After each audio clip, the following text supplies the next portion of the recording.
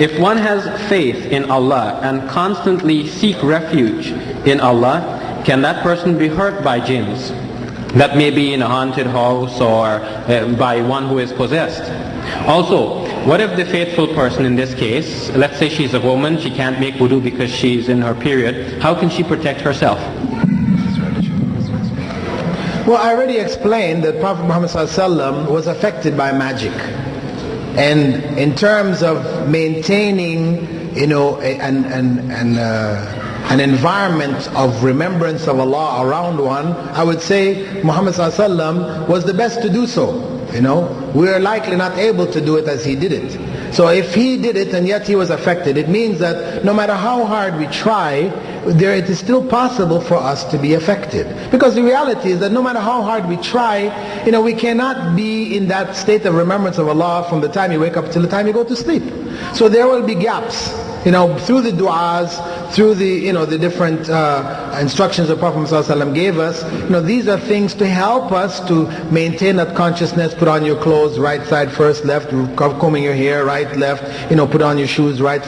These are all things to help us to be conscious of what we're doing, remembering to make dua. When we look at ourselves in the mirror, we say, the dua, oh Allah, as you made me, my physical being handsome, make my character also handsome, etc. All of these things to remind us. But it doesn't mean that we now become, impervious. We cannot be affected by evil forces. No matter how hard a person may try, the possible of affection is always there. But what we have to remember is that nothing is going to come to us except what Allah has written for us. And that whatever has been written for us and affects us, it is not greater than we are able to handle. Because Allah told us, لا يكلف الله نفسا إلا وسعها. That Allah has not burdened any soul beyond its capacity. So it means it's a trial for us to be patient with it.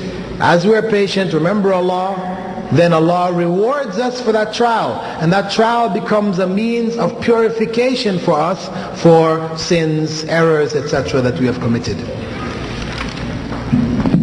Would you say that the jinns are similar in nature to the Christian concept of demons?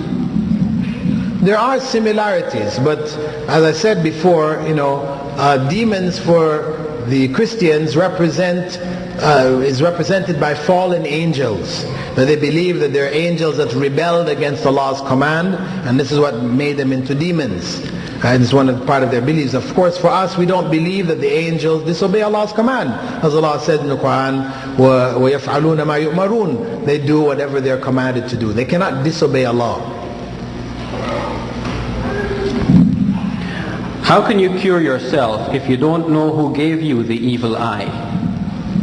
Well, the Prophet ﷺ gave us particular du'as to say, as I mentioned before, the kam'a, which is the truffles, using the water from it, drinking it or whatever. As the Prophet ﷺ gave, he said that this is a cure for evil eye. We do what he told us, inshallah, with trusting in Allah, it will be a source of curing.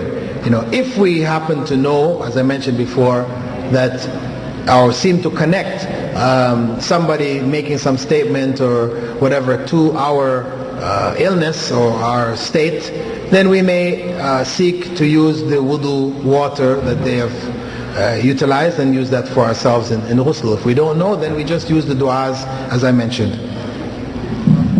What can a person do if he mistakenly has done something that made the jinn angry? For example, cutting down a tree in which the jinns used to stay. And what do you do to prevent such a happening? Because nobody knows in advance that the jinns are staying around such a tree. Well, as I said, the effect, what is going to come from the world of the jinn in terms of affliction to us, what is coming. No matter what you do, you cannot stop it. If Allah is destined for it to happen to you, it is going to happen to you. There are some things, the general advice that we're told to avoid, which is pouring hot water down holes and urinating in holes and in the ground, etc. We may find them in if we're out hunting or whatever, we want to use the bathroom, there are no toilets, so you just find a hole someplace, you see maybe it looks like a rabbit's hole or whatever, urinate in the hole. No. you should not do that. Right? We're instructed not to do that. But other than that, you have to carry on with your life. If there's a tree in your garden that needs to be cut down, you cut it down. You don't start worrying, is there a jinn in that tree? And if I cut it down, you can't unless there's clear evidence to you that there is some area where the jinn are. Right? Then you have to carry on with your life as is and assume that the areas that you are in, the jinn are not. Seeking, the ta'weez and, the ta'awudh, that is the ta'awudh, the mu'awwadhatan, utilizing them, and saying Bismillah, before we do things, of importance. These are all among the things which help to protect us from harming others. I have a request to announce the program coming up tomorrow, the time, the location, and topic, and I happen to have a flyer here concerning that. The topic tomorrow is Year 2000 Madness, Millennium Bug, Antichrist, and who knows what else. Don't enter the next millennium until you hear this terrific triple lecture. Arrive at 4 p.m. tomorrow. The lecture begins at 5 o'clock, and tomorrow we'll have more time to expand on the subjects because we don't have the restrictions that we dealt with tonight. We're starting earlier, and we might finish a bit later. Well, no, we can't finish later, can we? It is going to be at the Glen Forest Secondary School. If you pick up a flyer like this one, you will see a map on there. The school is located 2 stops east of Dixie, south of Bornhamthorpe on Field Gate Drive. For more information, call the Dawah Center sometime in the early afternoon tomorrow. Second? The sisters' lecture. Yes, and I really regret that I didn't say it earlier because we had more people here. On Tuesday night at the Dawah Center in Toronto, we're going to have an important lecture for sisters only. The speaker on that occasion will be Brother Isa, wife of Dr. Abu Amina Bilal Phillips. She's here traveling with him, and she will be speaking on the topic companionship. So it should be a very important session for the sisters. Make sure you drop the sisters off and spend some time around. Maybe you can drop the sisters off, go to the Jama Mosque, and then come back to pick up the sister. It'll be at 7 o'clock Tuesday evening. 7 o'clock. And by Maghrib it'll be done. So you can come in and pray Maghrib and take the sisters home. Question. Can one tame jinns and then send the jinns to harm others? And also, at the time of taking a jinn out of a person, can you make a negotiation with that jinn? Okay, first and foremost, there is no taming of jinns.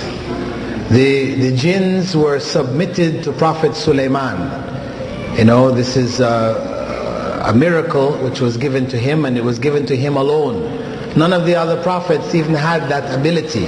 And Prophet Muhammad ﷺ had also explained that on one occasion when a jinn had tried to break his prayer, and how he had reached out in the prayer. The companion saw him reaching out, and he had subdued it in the sense that he had gotten it off himself, and he had thought to try to tie it up in a pillar in the masjid so people would see it in the morning.